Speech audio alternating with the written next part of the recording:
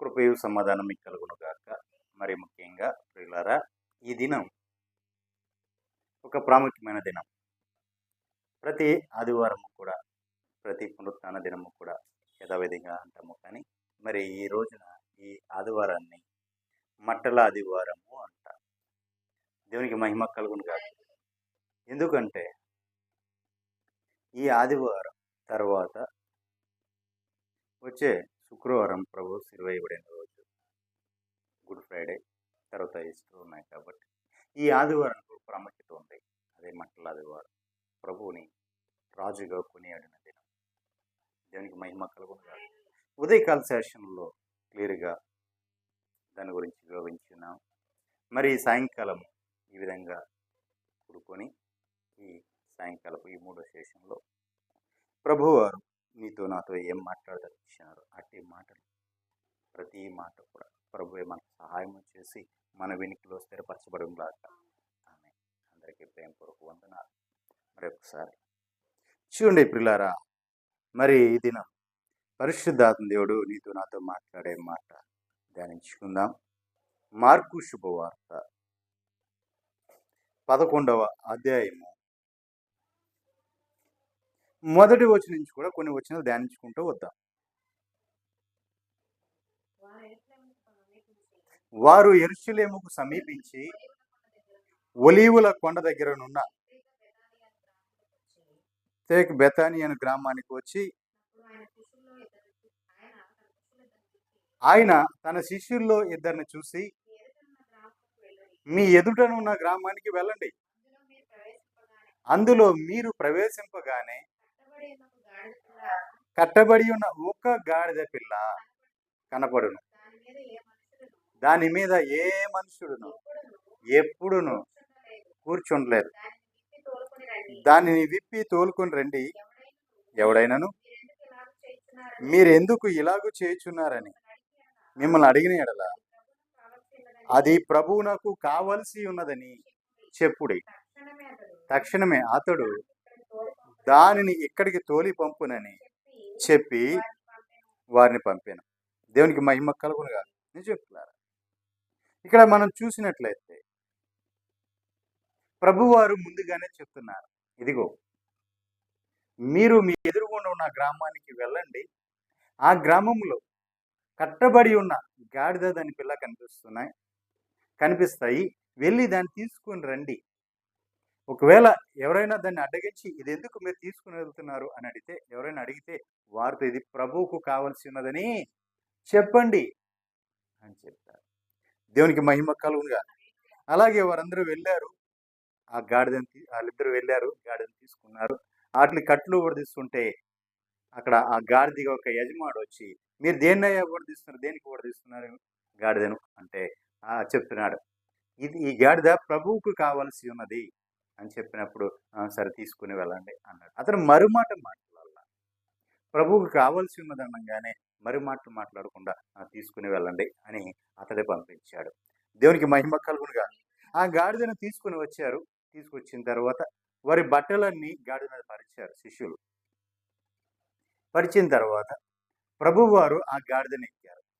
గాడిద మీద కూర్చున్నప్పుడు ఆ గాడిద మీద ప్రభు కూర్చోగానే అక్కడ ప్రజలందరూ కూడా ఏం చేస్తున్నారంటే వారి యొక్క వస్త్రములను మట్టలను ఆయన దారి పొడుగునా కూడా పరుచుకుంటూ వస్తున్నారు. పరుచుకుంటూ వస్తే ఆయనకి ముందుగా ఆయనకి వెనకగా వెళ్తున్న వారు ఒక మాట మాట్లాడారు. 9వ వచనంలో చూడండి. మరియు ముందు వెళుచున్న వారు వెనక వచ్చుచున్న వారు జయము ప్రభువు పేరట వచ్చేవాడు స్తుతింపబడును గాక, వచ్చుచున్న మన తండ్రి అయిన దావీదు రాజ్యము స్తుతింపబడును గాక, సర్వోన్నతమైన స్థలములలో జయము అని కేకలు వేయుచుండిరి. హల్లెలూయా. నిజ ప్రియులారా, ప్రభువు వారిని ఊరేగింపుతో తీసుకుని వెళ్తున్నారు. గొప్ప రాజుగా ఊరేగింపు తీసుకుని వెళ్తున్నారు ప్రభు వారిని. ఆయన గాడిద మీద కూర్చుని ఉన్నాడు. మట్టలు పట్టుకున్నారు. మట్టలు పరుస్తున్నారు. ఆయన బట్టలు పరుస్తున్నారు. దాని మీద ఆయన నడిపించుకుంటూ ఆ గాడిద మీద కూర్చున్న ప్రభు గాడిద మీద కూర్చున్నారు. గాడిద నడిపించుకుంటూ తీసుకొని వెళ్తున్నారు. తీసుకొని వెళ్తూ ముందుగా వెనకగా ఉన్న వారందరూ కూడా వారు ప్రభువుకు జయము, ప్రభువుకు జయమని కేకలు వేస్తున్నారు. దేవునికి మహిమ కలుగునుగాక. ప్రభువుకు జయము, ప్రభువుకు చేయమని కేకలుస్తూ ప్రభువు పేరట వచ్చి వాడు స్తుతించబడునుగాక అని కేకలు వేస్తున్నారు. దేవునికి మహిమ కలుగునుగాక. హల్లెలూయా. అంతేకాదు ఇంకా ఏమంటున్నారంటే మన తండ్రి అయిన దావీదు యొక్క రాజ్యము స్తుతింపబడునుగాక. మన తండ్రి అయిన దావీదు యొక్క రాజ్యము స్తుతింపబడునుగాక. ఎవరి యొక్క రాజ్యము? ఈయన వచ్చిందేమో దేవుడు సర్వోత్తమ స్థలములో జయము అని కేకలు వేస్తూనే మన తండ్రి అయిన దావీదు రాజ్యము స్తుతింపబడునుగాక అని చెప్తున్నారు. దేవునికి మహిమ కలుగునుగాక. హల్లెలూయా. దేవుని కొనియాడారు, దేవుని రాజును చేశారు, దేవుని ఆరాధిస్తున్నారు, ఆయన మహిమపరుస్తున్నారు, ఆయన ఊరేగిస్తున్నారు. ఊరేగిస్తూ కూడా వాళ్ళు అంటున్న మాట ఏంటో తెలుసా? దావీదు యొక్క రాజ్యము స్తుతింపబడునుగాక అంటున్నారు. దావీదు యొక్క రాజ్యము స్తుతించబడటం ఏంటి? దావీదు యొక్క రాజ్యం ఎక్కడుంది? భూమి మీదే ఉంది. ఆయన అప్పుడు దావీదు రాజ్యం చేసినప్పుడు కొన్ని దేశాలకు ఆయన చక్రవర్తిగా ఉన్నారు. ప్రభువారు పరిసర దేశాల్లో ఉన్న రాజ్యాలన్నింటిని కూడా దావీదు చేతికి అప్పగించినప్పుడు దావీదుకు వాళ్ళందరూ కూడా ఏం చేశారంటే కప్పము కట్టుకుంటూ వచ్చారు. దావీదుకు వాళ్ళంతా సామంతులుగా ఉండి కప్పము కట్టుకుంటూ వచ్చారు కొన్ని దేశాల వారు. అలాగే ఈయనేమంటే చక్రవర్తిగా ఉన్నారు. దేవునికి మహిమ కలుగునుగాక. ఇప్పుడు ఆ దావీదు రాజ్యము వారికి దూరం అయిపోయింది. దావీదు తర్వాత తన కుమారులు వచ్చారు గాని, తన కుమారులు నిలబడ్డారు కానీ ఎవరు కూడా దావీదులాగా పరిపాలన చేసిన వారు ఎవరు కూడా లేరు. దావీదు తర్వాత సొలొమోను రాజుగా అయ్యాడు. తర్వాత సొలొమోను కూడా తప్పిపోయాడు. కానీ దావీదులాగా పరిపాలన చేసిన వాడు, దావీదులాగా తన సహోదరులను ప్రేమించిన వాడు, దావీదులాగా తన రాజ్యంలో ఉన్న ప్రజలందరూ కూడా బిడ్డల్లాగా చూసుకున్నవాడు, అంత పేరు పొందిన వాడు ఎవరు లేరు. అన్ని విషయాల్లో కూడా దావీదుని ఎక్కడ కూడా తక్కువ చేయలేం. దావీదు యాజకుడుగా ఉన్నాడు, ఏపోదు ధరించిన వాడుగా. దావీదు రాజుగా ఉన్నాడు. దావీదు దేవుని మహిమపరచువాడుగా ఉన్నాడు. దేవుని యొక్క హృదయానుసారుడుగా ఉన్నాడు. ఏ విషయంలో కూడా దావీదుని తక్కువ ఎంచలేం, తక్కువగా పోల్చలేం. ఒక్క విషయంలో తప్ప. కానీ దానికోసం తన జీవిత కాలము కూడా దావీదు పశ్చాత్తాపడుతూనే ఉన్నాడు. దాన్ని పక్కన పెడదాం. దేవునికి మహిమ కలుగునుగాక. హల్లెలూయా. దావీదు మన తండ్రి అయిన దావీదు యొక్క రాజ్యము స్తుతించబడునుగాక. అంటే వాళ్ళు ఏం కోరుకున్నారంటే దావీదు యొక్క పరిపాలన, ఆ రాజ్యము మరిపడి రావాలి. ఏం కోరుకున్నారు? ఆ రోజున దావీదు పరిపాలించినట్లు, దావీదు రాజ్యం ఉన్నట్లు ఆ రాజ్యం మరిపడి రావాలి. మరిపడి దావీదులాగా పరిపాలన జరగాలి. ఆ దావీదే పరిపాలించాలి, దావీదు రాజ్యాన్ని అలా పరిపాలించాలి అని వాళ్ళ హృదయములలో దావీదు స్థానము సంపాదించుకున్నాడు. వారి తండ్రులు చెప్పింది, తర్వాత వాళ్ళ తండ్రులు చెప్పింది, తర్వాత వారి తండ్రులు తరతరాలు చెప్పుకుంటూ వచ్చింది. దావీదు ఇలా ఉండేవాడు, ఇలా పరిపాలించేవాడు, దేవుని ఇలా ఆరాధించేవాడు, ఆత్మతో సత్యంతో ఆరాధించేవాడు, దావీదు దేవుని హృదయానుసారుడు అని ఇవన్నీ చెప్పుకుంటూ వచ్చింది. ఇవన్నీ కూడా వారి మనస్సుల్లో స్థిరపడిపోయాయి. మాట చెప్పమంటారా?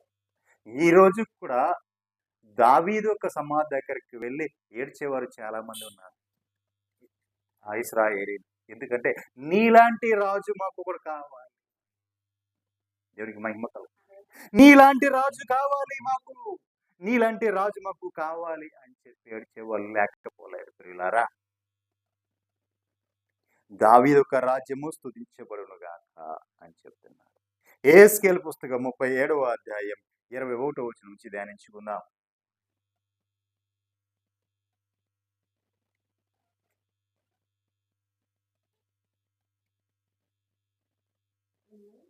యెహెజ్కేలు పుస్తకం 37వ అధ్యాయం 21వ వచనం.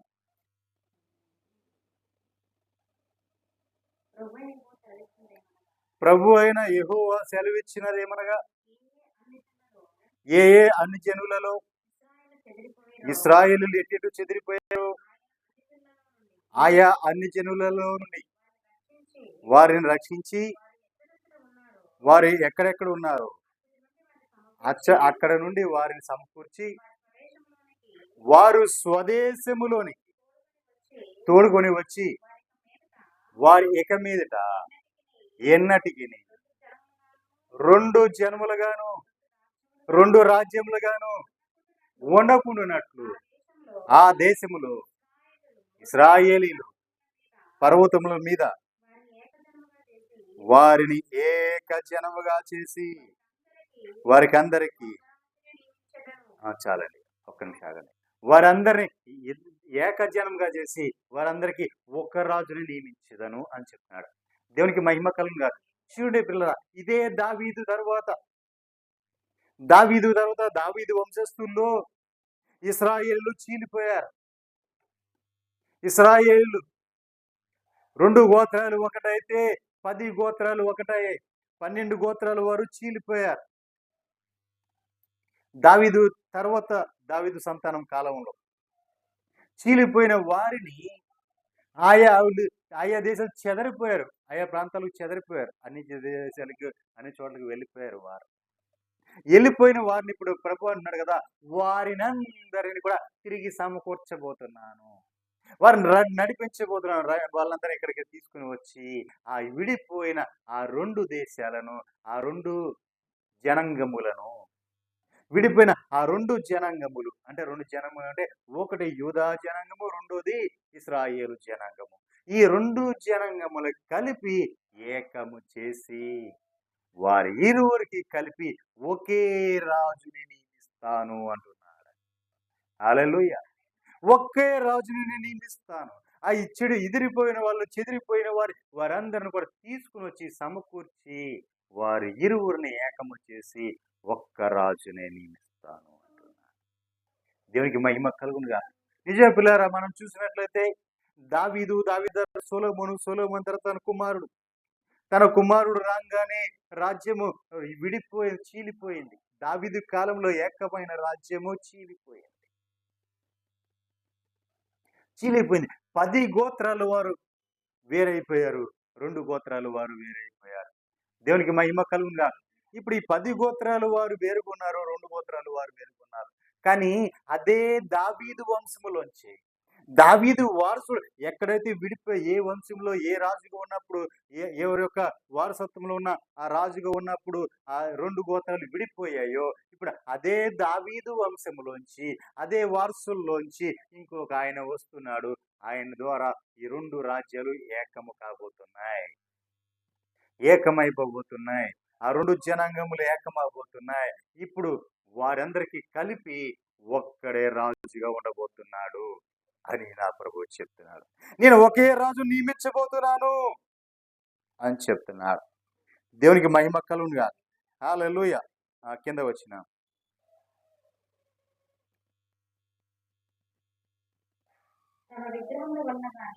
తమ విగ్రహముల వల్ల కానీ, తాము చేసి ఉన్న ఏ క్రియల వల్ల కానీ, ఏ అతిక్రమ క్రియ వలన కానీ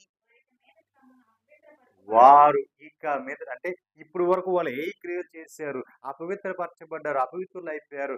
కానీ ఇక మీదట అలా ఉండరు అని చెప్తున్నాడు ప్రభు. ఇక మీదట వారు అలా ఉండరు అని చెప్తున్నాడు. తమల్ని ఇక ఎన్నడూ వాళ్ళు అపవిత్రపరచుకోరు. తాము నివసించిన చోట్ల అన్నిటిలో వారు మానక ఇక పాపము చెయ్యకుండా వారిని రక్షించి వారిని పవిత్రపరిచెదను అంటున్నారు. అప్పుడు వారు నా జనులు అవుతారు. ఎందుకంటే వారు పాపం చేశారు, దోషం చేశారు, తప్పిపోయారు, దూరం అయిపోయారు, దేవునికి దూరం అయిపోయారు, వారు పరజనులుగా మారిపోయారు. కానీ వారు తప్పిదమ్మని తెలుసుకొని వారు పశ్చాత్తాపడిన తర్వాత అప్పుడు వారు, దేవుడు చెప్తున్నాడు, వారి నా ప్రజలుగా, నా జనులుగా ఉంటారు అని చెప్తున్నాడు.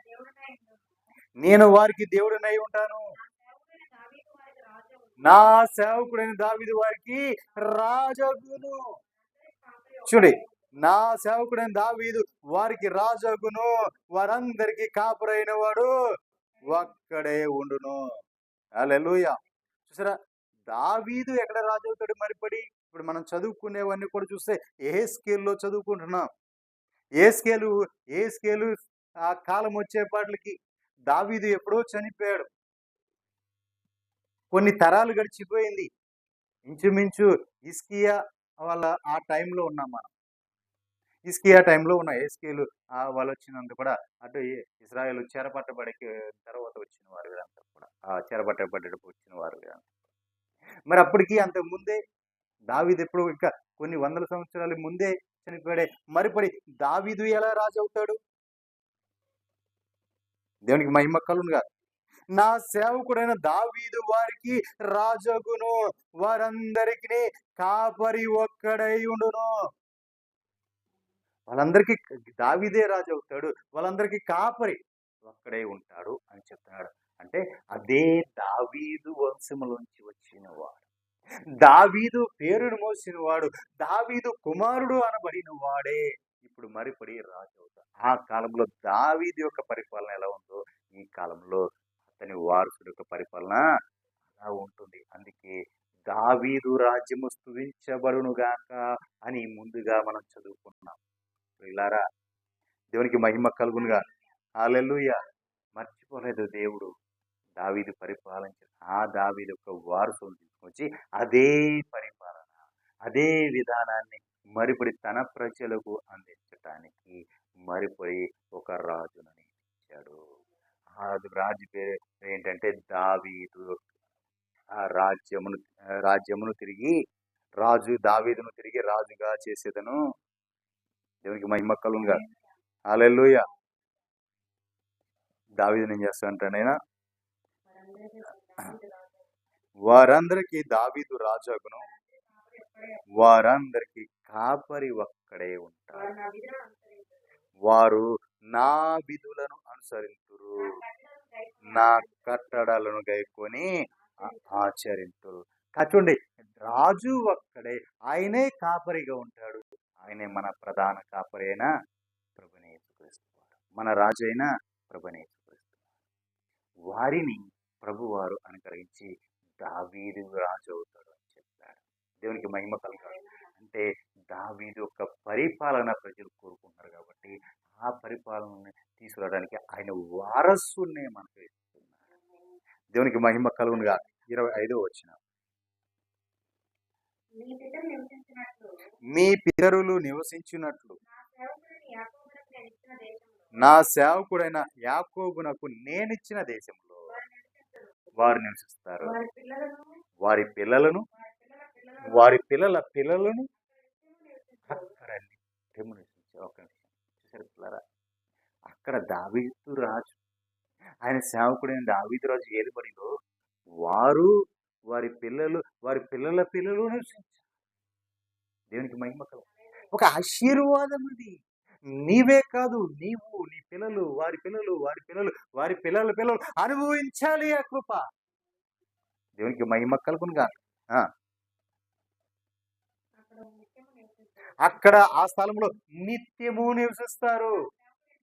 నా సేవకుడైన దావీదు ఎల్ల కాలము, నా సేవకుడైన దావీదు ఎల్ల కాలము కూడా వారికి అధిపతి అయి ఉంటారు. అంటే ఎల్ల కాలము కూడా, అంటే ఒక కాలమే కాదు, ఒక కాలమే కాదు, ఎల్ల కాలము కూడా వారికి అధిపతిగా ఉంటారు. ఎవరు? దావీదు. దావీదు అనగానే మన దావీదు గురించి మాట్లాడట్లా, మన ప్రభువైన యేసు క్రీస్తు గురించి మాట్లాడుకుంటున్నా. దేవునికి మహిమ కలుగునుగా. హల్లెలూయా. ఎల్ల కాలము కూడా ఆయన నీకు ఏమై ఉండాలి? అధిపతి అయి ఉండాలి. దేవునికి మహిమ కలుగునుగా. నేను వారితో,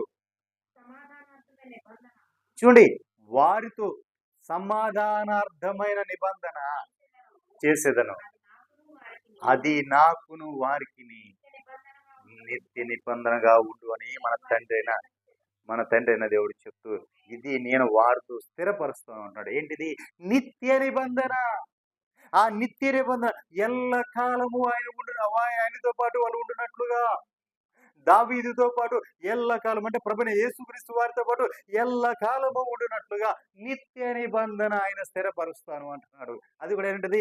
సమాధానకరమైన నిత్య నిబంధన. సమాధానం దయచేస్తున్నాడు. అప్పుడు వరకు దేవునికి మనకు మధ్య ఎడబడి రావడానికి కారణం అంటే సమాధానము లేకపోవటం. దూతవాళ్ళకి మనకి ఎడబడి రావడానికి కారణం అంటే సమాధానం లేకపోవటం. ఈ సమాధానాన్ని మనకు దేవుడు మరి అనుగ్రహిస్తాను అంటున్నాడు. ఎందుకంటే ఆయన నిత్య నిబంధనలో ఉన్నాడు. నిత్య నిబంధన నీతో నాతో చేస్తున్నాడు కాబట్టి ఒకరిలో ఒకరి సమాధానం కావాలి. మనకు దేవునికి సమాధానం లేకపోవడం కారణం ఏంటంటే మనము చేసిన ఏ క్రియలు, ఆ నీచ క్రియలు, ఆ అపవిత్రమైన క్రియలు బట్టి దేవుడికి మనం దూరం అయిపోయాం. ఆయన పరిశుద్ధుడు, మనం పాపులం అయిపోయాం కాబట్టి ఆ ఎడబాటు వచ్చింది. ఇప్పుడు ఆ ఎడబాటుని దావీదు ద్వారా ఆ పాప పరిహారం చేసి, అంటే ప్రభువైన యేసుక్రీస్తు వారి ద్వారా ఆ దోషాన్ని కొట్టివేసి ఇప్పుడు మరిపడి నిన్ను దగ్గర చేర్చుకుంటున్నాడు. దేవునికి మహిమ కలుగునుగా. హల్లెలూయా. కింద వచ్చిన దేవుడు అన్నాడు, నేను వారిని స్థిరపరచెదను, వారిని విస్తరింపచేసి వారి మధ్య దేవుని యొక్క పరిశుద్ధ స్థలమును నిత్యము. హల్లెలూయా. దేవుడు వాళ్ళని స్థిరపరచడమే కాదు, వారి మధ్య ఆయన యొక్క పరిశుద్ధ స్థలం నిత్యము ఉంచుతాను అంటే ఆ పరిశుద్ధ స్థలంలో ఆయన ఎప్పుడు కూడా ఆయన ఉంటాడు కాబట్టి, అందుకని ఆ పరిశుద్ధ స్థలం ఎప్పుడు కూడా నేను మీ మధ్య ఉంచుతాను అని వాగ్దానం చేస్తున్నాడు. నా మందిరము, దేవుని మందిరము వారికి పైగా నుండును. దేవుడు మనకు దేవుడై ఉంటాడు. ప్రభు మనకు దేవుడై ఉంటాడు. మనము ఆయనకు జనులమై ఉంటామని. మరియు వారి మధ్య దేవుని యొక్క పరిశుద్ధ స్థలము నిత్యము ఉండుటను బట్టి యెహోవా అయిన మన ప్రభువు ఇశ్రాయేలీయులను పరిశుద్ధపరచువాడనని చూసిన అన్య జనులు మన దేవుని తెలుసుకుంటారు. దేవునికి మహిమ కలుగునుగా. హల్లెలూయా. చూడండి పిల్లరా, ఆమోసు పుస్తకం 9వ అధ్యాయం 11వ వచనం ధ్యానించుకుందాం.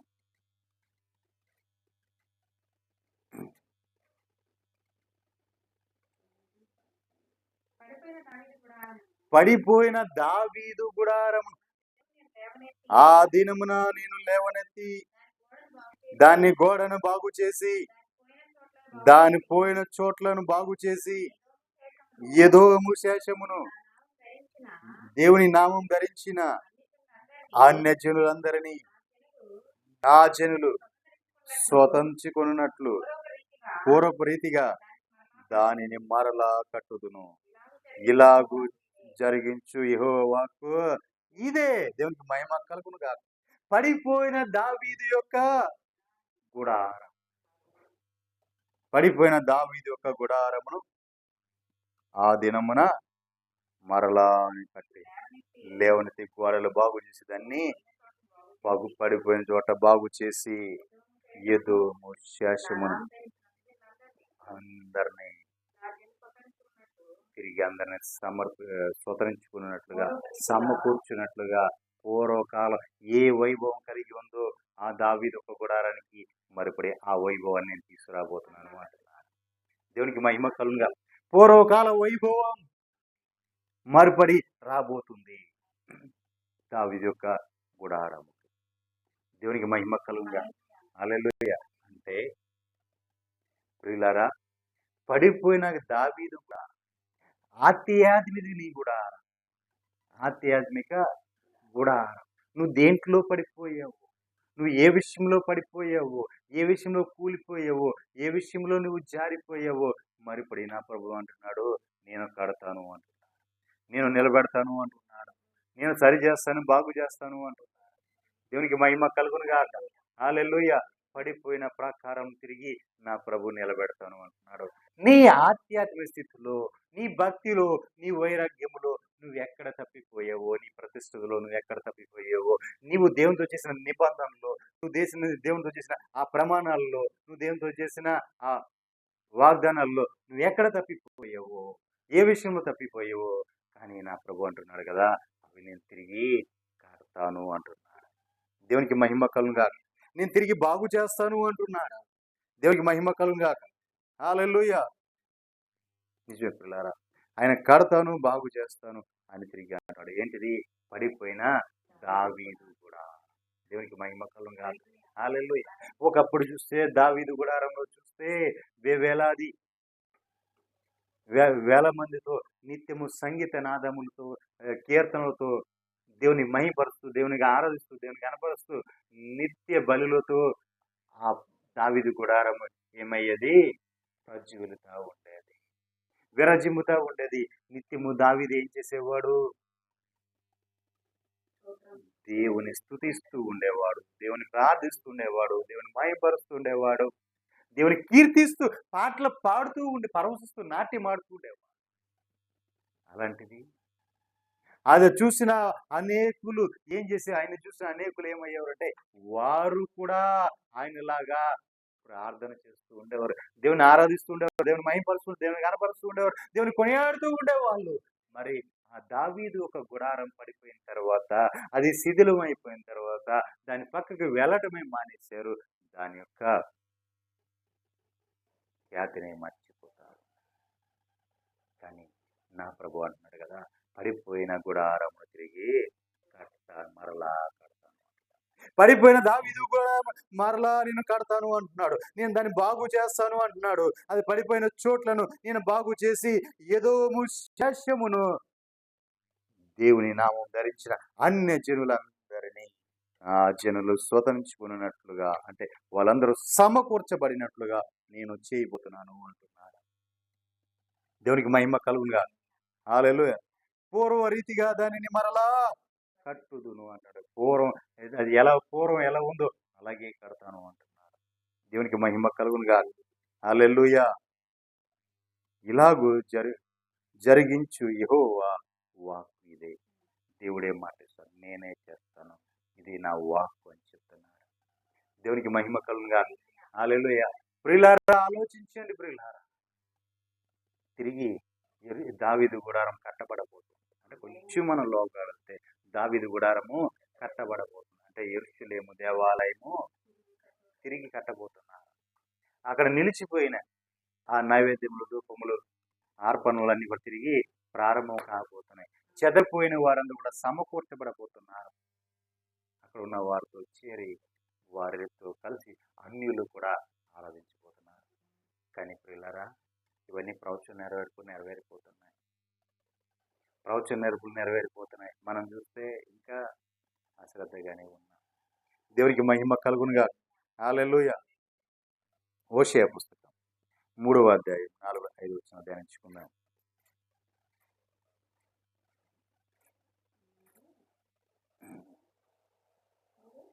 3వ అధ్యాయం 4-5 వచనాలు. నిశ్చయముగా ఇశ్రాయేలు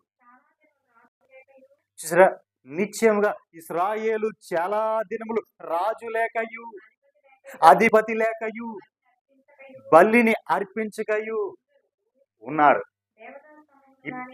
చూడండి ప్రియులారా, రాజు లేకుండా ఉన్నారు, బలి అర్పించుకుని ఉన్నారు, అధిపతులు లేకుండా ఉన్నారు. కానీ దేవతా స్తంభములు కానీ, ఏ పోదును కానీ, గృహ దేవతలను కానీ అవన్నీ తీసి పడేశారు. కానీ వీరికి ఏం లేదంటే రాజు లేకుండా, అధిపతి లేకుండా ఉన్నారు. తర్వాత ఇశ్రాయేలు తిరిగి వచ్చి తమ దేవుడైన యెహోవా యొద్దను, తమ రాజైన దావీదు యొద్దను విచారణ చేయుదురు.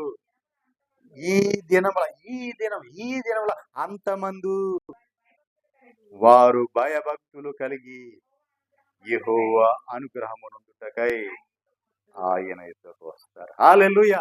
ఈ దినముల అంతమంది తిరిగి సమకూర్చబడిపోతున్నారు. ఎక్కడికి రాబోతున్నారు అంటే యెహోవా దగ్గరికినో దావీదు దగ్గరికి రాబోతున్నారు. దావీదు అంటే మనం చెప్పుకున్నాం ప్రభువైన యేసుక్రీస్తు వారని. దినముల అంతమందు తిరిగి రాబోతున్నారు. తండ్రి యొద్దకును గొర్రె పిల్ల యొద్దకును సమకూర్చబడబోతున్నారు. దేవునికి మహిమ కలుగుగాక. ఎందుకంటే మనము అంత్య దినముల్లో ఉన్నాం. ఆఖరి దినాల్లో మనమే ఉన్నాం. దేవునికి మహిమ కలుగునుగాక. హల్లెలూయా. అందరూ కూడా సమకూర్చబడబోతున్నారు. దేవునికి మహిమ కలుగునుగాక. కింద కింద వచ్చిన ఈ దినములంత ముందు భయభక్తులు కలిగి యెహోవాను అనుగ్రహం పొందుతారు. యెహోవాను అనుగ్రహించడానికి భయభక్తులు కలిగి వస్తారు. అంటే అంతకు ముందు ఇష్టలుడిగా ఉన్నారేమో. ఆఖరి దినాల్లో మనం ఉన్నాం కాబట్టి ఇప్పుడు మనం దేవుని దగ్గర ఎలా ఉండాలి? భయభక్తులు కలిగి ఉండాలి. ఆయన సంతికి మనము చేరుకోవాలి.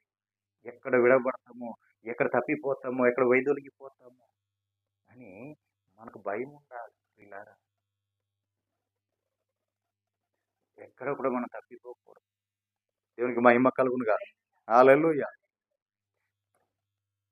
యెహెజ్కేలు పుస్తకం 34వ అధ్యాయం 22వ వచనం.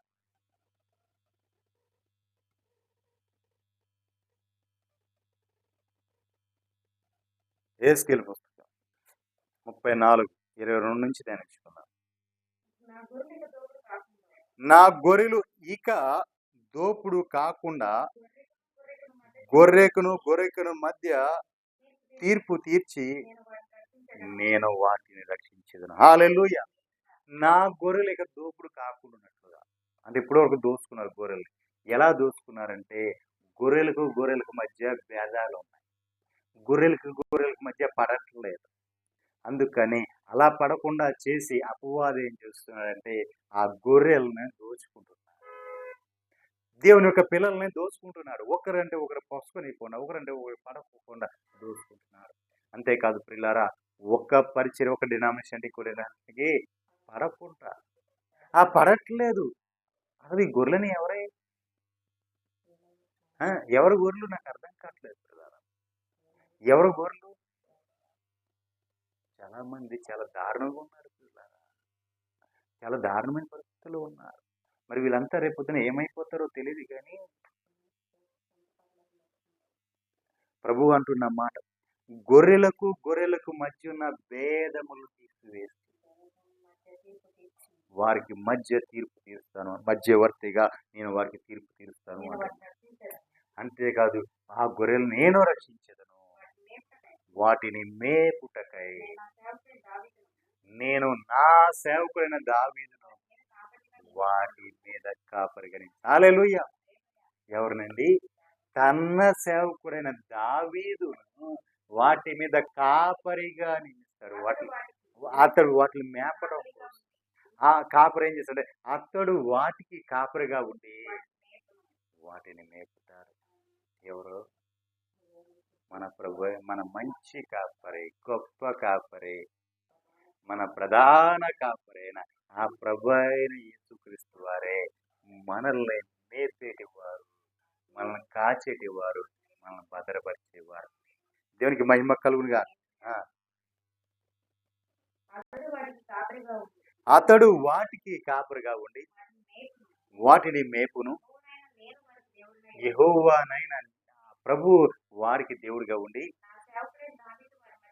ప్రభు యొక్క సేవకుడైన దావీదు వారి మధ్య అధిపతిగా ఉండి యెహోవైన నేను మాట ఇచ్చుచున్నాను. మరియు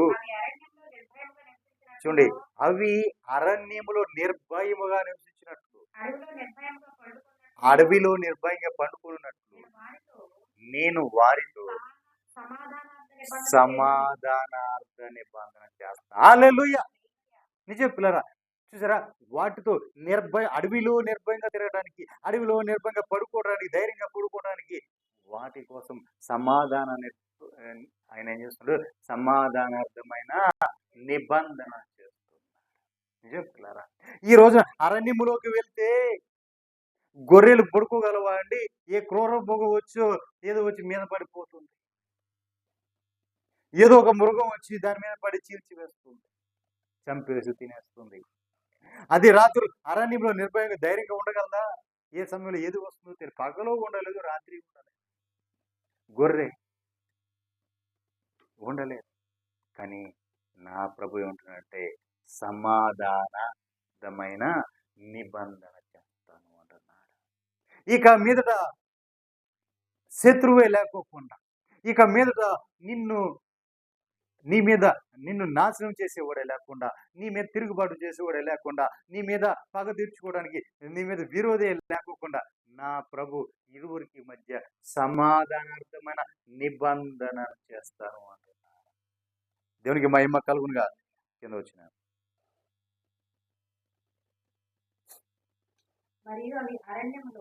మరియు అవి అరణ్యములో నిర్భయముగా నివసించినట్లు, అరణ్యంలో నిర్భయంగా పండుకున్నట్లు దేవుడు వారితో సమాధానార్థమైన నిబంధన చేస్తాడు. అమ్మా చూసారా, దుష్టముఖం అక్కడ ఏమి లేకుండా చేస్తాడు. వారిని దేవుని యొక్క పర్వతం చుట్టుపట్ల స్థలములను దీవెనకరంగా చేయబోతున్నాడు. హల్లెలూయా. దేవుని పర్వతం చుట్టూతా వారిని పెట్టి వారిని దీవెనకరంగా చేసేయబోతున్నాడు నా దేవుడు. దేవునికి మహిమ కలుగును కాదు. హల్లెలూయా. అంతేకాదు ఇంకోటి ఏం చేయబోతున్నాడు అంటే ఋతువుల ప్రకారముగా వర్షాన్ని కురిపించబోతున్నాడు వాళ్ళ కోసం. దీవెనకరమైన వర్షాలు కూడా వాళ్ళ మీద పడతాయి. ఫల వృక్షాలన్నీ కూడా వాళ్ళకి ఫలాలు ఇస్తాయి. భూమి పంట పండుతుంది. వారి దేశంలో వారు నిర్భయముగా నివసిస్తారు. అంతేకాదు దేవుడు అంటున్నాడు కదా, నేను వారి కాడుకట్లను తెంపి వారిని దాసులుగా చేసిన వారి చేతిలో నుండి వారిని విడిపింపగా నేనే దేవుడినై యెహోవానని వారు తెలుసుకుంటారు అని నా ప్రభు చెప్తున్నాడు. దాస్యపు కాడిని విరగొడుతున్నాడు. ఆ శ్రమల నుంచి విడిపిస్తున్నాడు. ఆ శోధల నుంచి విడిపిస్తున్నాడు. ఎవరైతే నిన్ను దాసులుగా చేసుకున్నారో వారి ఆ దాసత్వం నుంచి నిన్ను విడిపించి ఆయన నీకు ఏమైపోతున్నాడు, దీవెన ఇవ్వబోతున్నాడు. హల్లెలూయా. హల్లెలూయా. నీకు దీవెన లేకపోతున్నాడు నా దేవుడు. నీ నుండి ఆ శ్రమలు, బాధలు, ఇబ్బందులు, ఆ కష్టాలు, ఆర్థికములు, అప్పులు, ఇవన్నిటి నుంచి ఆయన నిన్ను సమృద్ధినిచ్చి నిన్ను ఆయన వృద్ధి చేసి దీవించబోతున్నాడు.